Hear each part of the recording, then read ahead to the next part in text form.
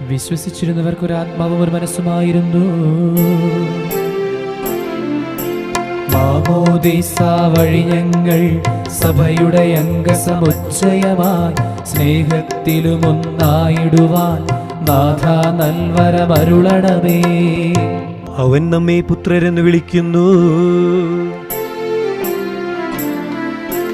പാപത്തിൻ കറ കഴുകിയിടും ജ്ഞാനസ്നാനജലം വഴിയായി നാഥാ നിൻ കൃപയൊഴുകുന്നു, ഞങ്ങൾ നിർമ്മലരാകുന്നു. പിതാവിനും പുത്രനും പരിശുദ്ധാത്മാവിനും സ്തുതി.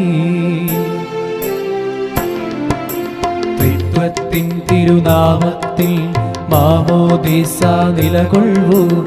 നാമത്രയമതിലൊരുപോൽ നാം അഭയം നിത്യം തേടേണം.